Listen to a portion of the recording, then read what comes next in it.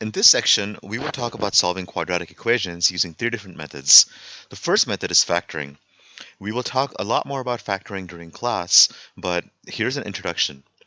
So the first step to factoring is to factor out the greatest common factor, or the GCF. So in this case, 8 can divide 8, 8 can divide 104, 8 can divide 336. Additionally, all three terms also have the letter m in common. So our GCF is 8m. Let me write that a little bit lower. Now here's the easiest way to figure out what's left over inside the parentheses. When you factor out a GCF, you're basically dividing each term by the GCF. So we divide each term by 8m. So when you have 8m to the third power divided by 8m, the 8 divided by 8 is 1. M cubed divided by m is m to the second power. 104 divided by 8 is 13. Don't forget the negative sign. M squared divided by m is m. You have two m's, you're taking out 1. Here you have three m's, you're taking out 1, which is why we have the m squared, we have the m. And then you have 336 divided by 8.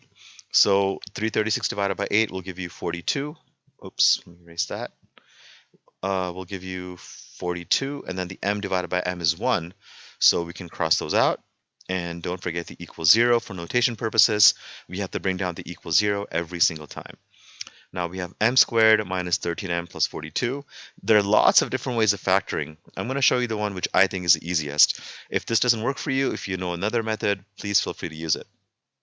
So the second step is we make an x factor. Okay, so here's how the x factor works. On top, you put a times c, and on the bottom, you put b. Then you find two terms which multiply to be a times c and add to be b. So let me demonstrate that. In this case, the a is a coefficient of the m squared, the b is a coefficient of the m, and the c is the constant. So these are your a, b, and c. So if I make my x factor, I put a times c on top. So 1 times 42 is 42. And I put negative 13 at the bottom. So now we got to find two numbers which multiply to be 42 and add up to be negative 13. Here's the easiest way of doing this.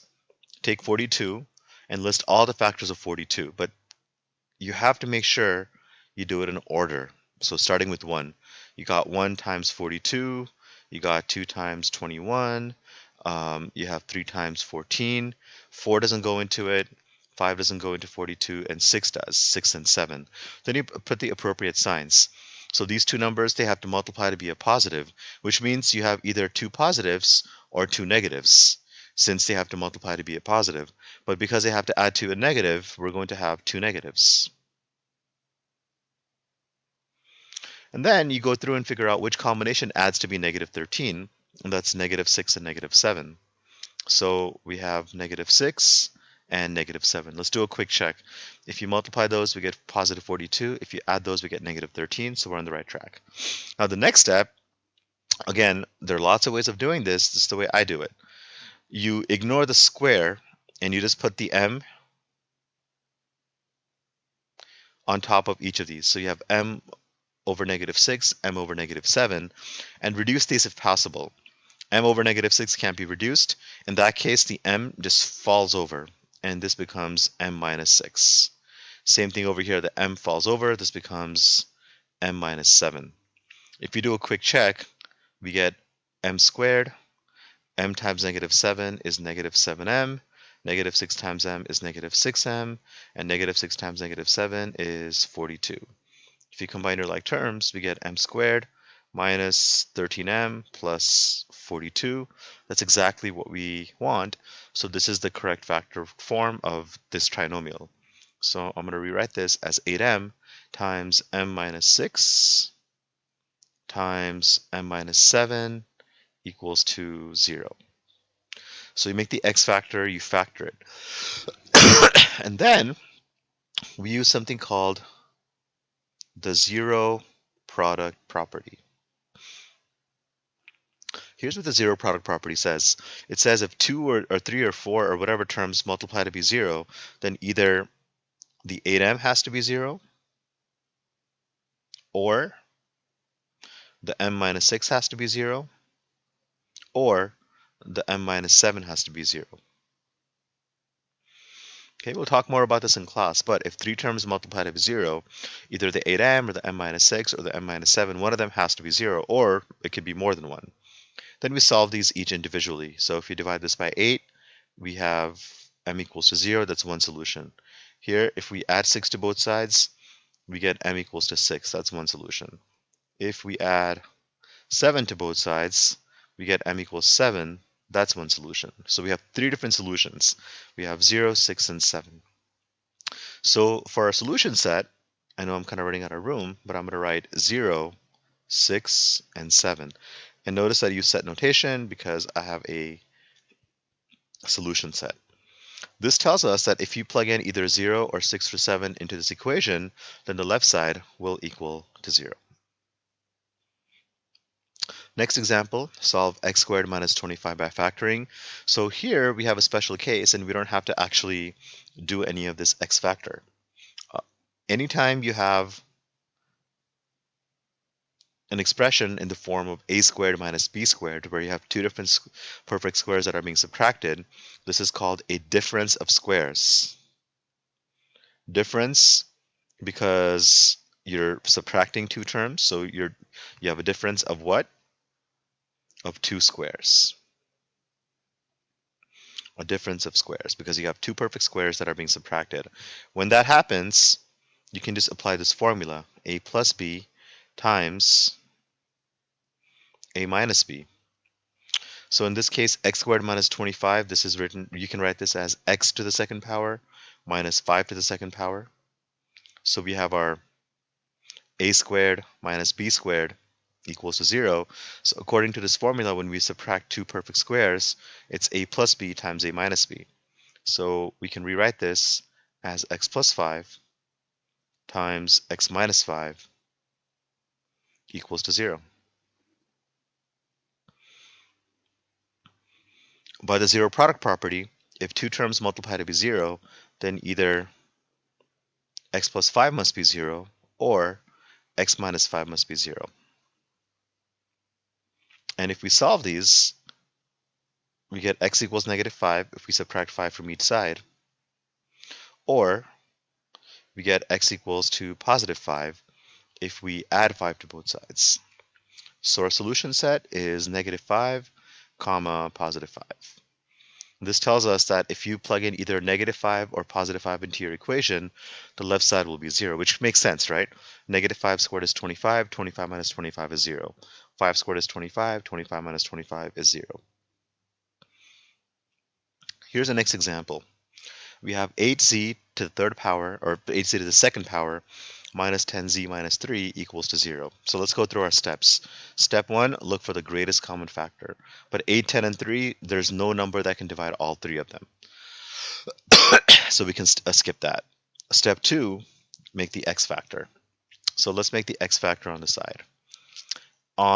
So your a value is 8, your b value is negative 10, and your c value is negative 3. So on top of the x factor, we're going to multiply 8 and negative 3. This gives you a negative 24. On the bottom, we put negative 10. Now we write all the numbers which multiply to be negative 24. So, and again, always go in order, which means starting with 1. So there's 1 and 24, there's 2 and 12, there's 3 and 8, and there's 4 and 6. Then we got to put in the appropriate signs. If these two numbers have to multiply to be a negative, then you have to have one negative and one positive. Okay, you got one negative and one positive. From these, we have to figure out which of these adds up to be negative 10. Now, 4 and 6, this could be tempting, but if you add negative 4 and 6, this gives you a 2. So that's not correct. Negative 3 plus 8 is 5. That's not correct. Negative 2 plus 12, that's 10. So that looks good, except we want a negative 10. So we have to move the negative sign from the 2 to the 12, which means we have a positive 2 and a negative 12. Next step, you ignore the square and you just put this term 8z on top of each of the each of the numbers. So you have 8z over 2 and you have 8z over negative 12. And then we reduce this.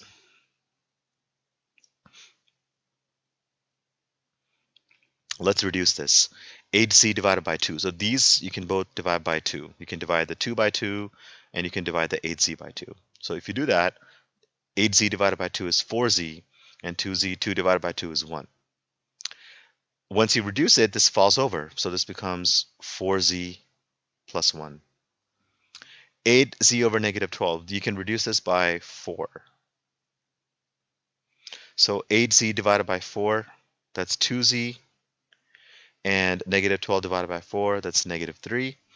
Once you reduce it, the 2z falls over, so we get 2z minus 3. Okay, so we take the first term, you put that on top of each of the numbers, and then you reduce it, and then they fall over. So the correct factored form is 4z plus 1 times 2z minus 3 equals to 0. And you should always check to make sure that, like you should FOIL this to make sure that you get what we're looking for. So quickly, we have 8z squared, then you have a negative 12 and a positive 2, that gives us a negative 10z, and then you have negative 3. So we know it's correct. By the zero product property, that's step number 3.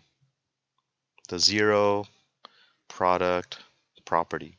By the zero product property, if two terms multiply to be 0, then either the 4z plus 1 has to be 0, or the 2z minus 3 has to be 0. So if you solve this, we subtract 1 from each side, and we get 4z is equal to negative 1. Then we divide by 4. So we get z equals to negative 1/4. That's one solution. Second solution, we add 3. So we get 2z is equal to 3. And then we divide both sides by 2. So we get z is equal to 3/2. So our solution set is going to be negative 1/4 or 3/2.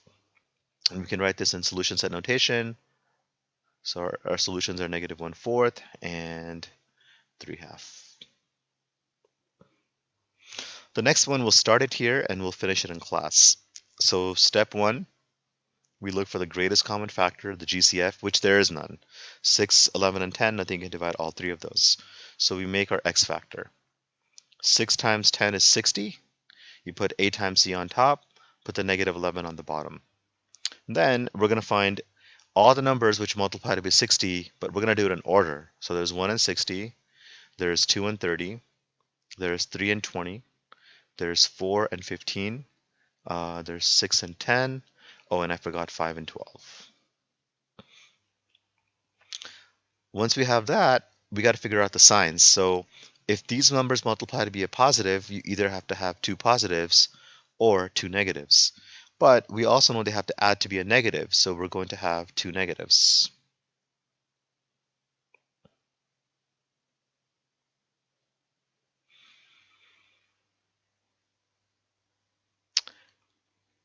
And then we got to figure out of these which combination it's going to add to 11. Okay, so we go through and we look at which of these adds to 11, which of these adds to 11. And the thing is that none of them are going to add to 11. No numbers are going to multiply to be positive 60 and add up to be negative 11, which means this is not factorable and we can't solve it by factoring. So we're going to make a small change. Instead of this, we're going to say, what if we had this? What if we had 6a to the second power minus 11a minus 10 equals to 0? In that case, do we have a solution? So now, because the 60 is negative, we made it into a negative 60. We can have one positive and one negative. So let's see if that changes things. So let's make the first one positive, second one negative. It doesn't matter which one. So, and this is a negative 15. Now we actually find one that works, a positive 4 and a negative 15. Because these multiply to be negative 60 and they add up to be negative 11. And we'll finish this problem in class.